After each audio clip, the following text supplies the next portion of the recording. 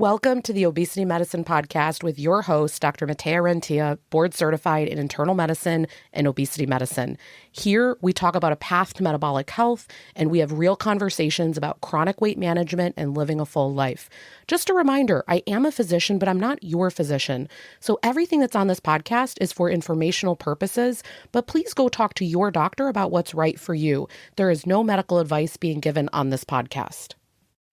Welcome back to another episode of the podcast. How are you all doing today? I want to talk a little bit about a recent keynote speech that I heard at a graduation. A few months ago here, I attended multiple high school graduation ceremonies. And these can be kind of long and drawn out, but the best part of a lot of these is that someone gets picked usually to give a keynote speech. At this one high school graduation that I'm talking about, the graduates, they got to vote on what high school teacher got to give that talk. They picked the high school economics teacher. And I don't remember the whole speech, but this is the part that stood out to me. He gave this quote from Ferris Bueller's Day Off. This is from 1986. I had to relook up the quote so I get it right. And here it is.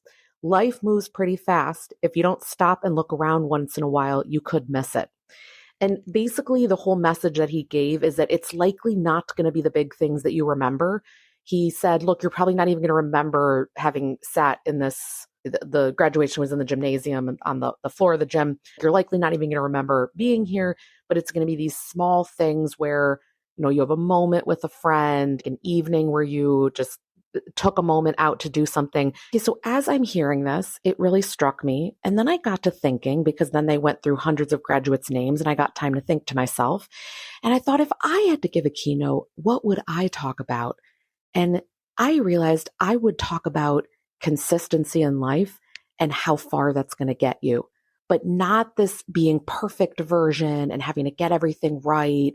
I basically thought to myself, I would talk about how imposter syndrome, don't let it hold you back. You're never going to feel ready. You're never going to feel like you're good enough, but keep taking steps in the direction that you want to go and how far that can take you. And I would make it sound better, but that would be the rough premise of what I would talk about. So it got me thinking about how people build these really high motivation health routines, right? It's like they're really complicated meal plans, intense workouts. You're trying to track everything perfectly. It's really elaborate. But the problem is that aspirational system, it doesn't pass the survival test. So the survivable system is really the minimum baseline that can occur no matter what is happening in life. But you're planning for the best case scenario habits. When we take, for example, let's say you have this 45-minute workout plan, and that sounds really great. But then you become sleep deprived because you're going through menopause, or you have a baby, or a kid's sick, or you're emotionally drained. And suddenly you can't do that. And now you feel like trash instead of just saying, all right, I'm going to do a 5-10 minute walk no matter what. That system survives it. Or you have this really complicated protein regimen with these meals that need to be all prepared on Sunday. And again, you get sick, something happens. And the thing that would work is that you have 3 emergency protein meals in the freezer, or you have some type of meals that have maybe 10 grams of protein. Is it the perfect 30 plus? No, but it does the trick. It's in the freezer. It's there for you when you need it. For me, my equivalent are the Amy's meals. I'll do that and I'll throw in some cottage cheese with it. We're good to go. So the thing is, when we're thinking about consistency, it's often not as emotional as people would expect. You brush your teeth, you put on your seatbelt, you charge your phone. You don't debate those daily things because it's really an identity level for you. You do them. It's not mood-based. People always have this perception, when I feel better mentally, then I'll become consistent, but it's actually the reverse. So this consistency is going to improve your mood. When you have a bunch of structure, your anxiety goes down. You're not always having to think about when you're going to do it. You just have a time when it happens. When you have this predictable nourishment, it's stabilizing your hunger hormones and your emotions follow. The movement improves your resilience. You can process things more. You can handle more emotions that are coming up, all of it. You make the healthy choice the easy choice. You already have the proteins ready. Your walking shoes are by the door. You have a time slated in your calendar for it. Frankly, you need fewer decisions.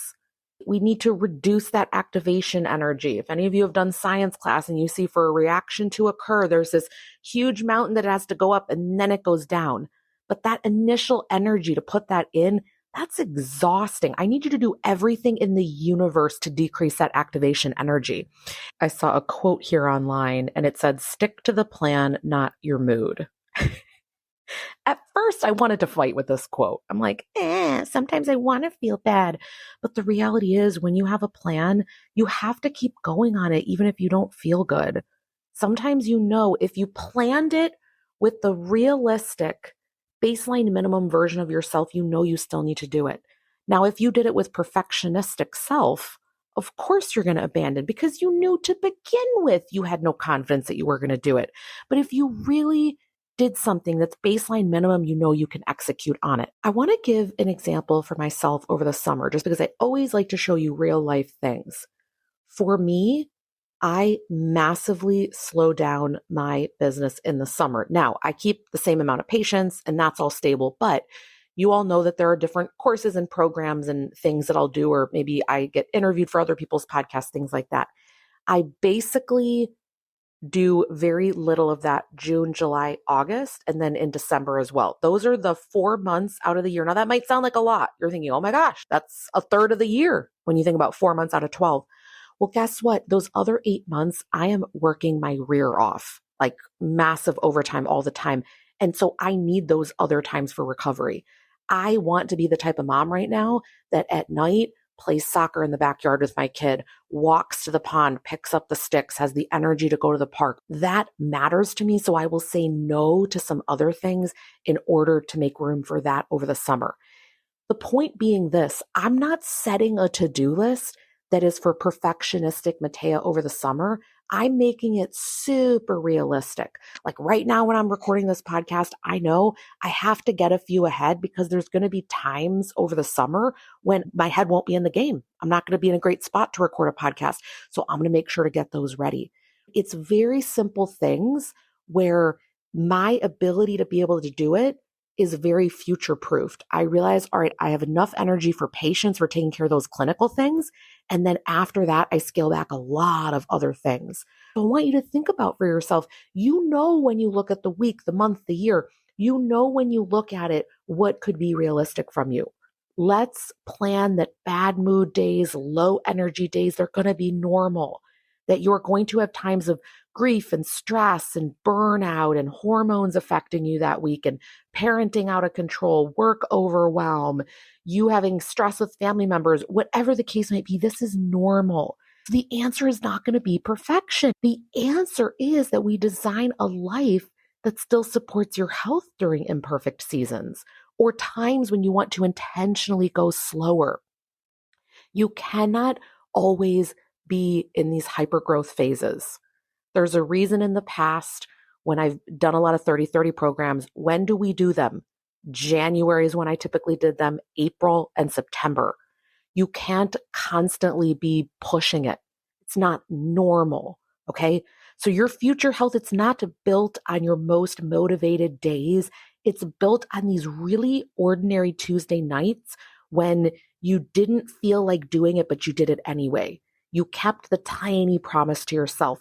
The biggest version that I see here of this when it comes to nutrition, it's going to be those of you where at the end of a Thursday, Friday night, whenever you're super exhausted, you just want to go get the takeout, go do whatever you want to do. And you might even do that, but you first start with eating some fiber and some protein. And then you have some of the takeout. You have some of the Indian food, some of the Chinese food, whatever it is that you got. But you don't start with the noodles where okay, then you're going to fill up on that. You're not going to get enough protein. You're not going to get enough fiber. It sets you up for a world of hurt. So plan for the healthy choices to be easy.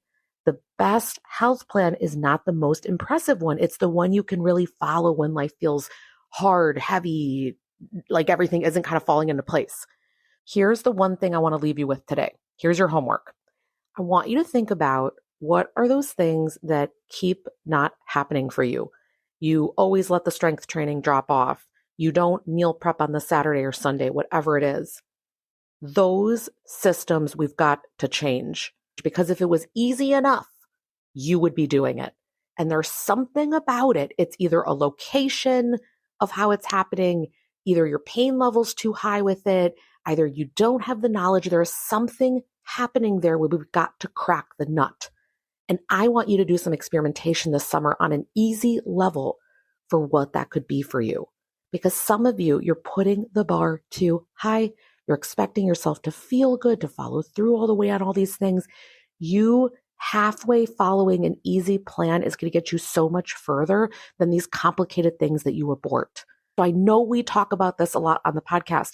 It's because if things are not rocking and rolling along for you, it's too hard what you're doing. Most of you are not going to have to do as much as you think to be successful, but you do need to do consistently some of these simple, basic, easy things. But you've got to set your life up where it happens that way. Coming back to this quote from Ferris Bueller's Day Off, life moves pretty fast. If you don't stop and look around once in a while, you could miss it. Stop and look around at things. Let's have a moment of gratitude. And then let's think about how can we make this really easy on you so that you don't miss all of the other amazing things in life. All right. I hope you are having a great start to the week and that your week continues to go great. You can always at every moment reset and make the next best decision. I believe in you. You can do it. We'll talk soon. That marks the end of today's episode. But if you're newer to the podcast, I want to tell you about something that we have, and it's a free podcast roadmap. So this is perfect for any of you that are listening where you want to be directed to very specific episodes. So let's say that you are just starting out and you want to know, what should I do right when I start on the medications? Or you're experiencing certain side effects on the GLP-1s, or you want to know what to do if you're in a plateau, or if emotional eating is taking over, or if hunger levels are high. So we have many different categories of episodes that we've talked about because there's a lot at this point. So if you want to be able to navigate that very easily, we have it broken down by category and also the episodes that are there, and we hyperlink to everything. So you can just click on it and find the episode, easy peasy. If you want that, you can go to rentiaclinic.com/podcast roadmap. We'll have it linked right here underneath the show notes where you're listening. And you can go ahead and get that free resource so that it makes it easy for you to navigate, because I know that it's really hard when someone has an established podcast. I am such a podcast fiend. I'm listening to podcasts all day long. And when I find one that I love, but there's a lot that are out there, I am so lost. So I hope that you enjoy this free podcast roadmap. Again, the link to get to that is going to be rentiaclinic.com/podcast roadmap. I hope this is helpful, and let me know if you have any questions.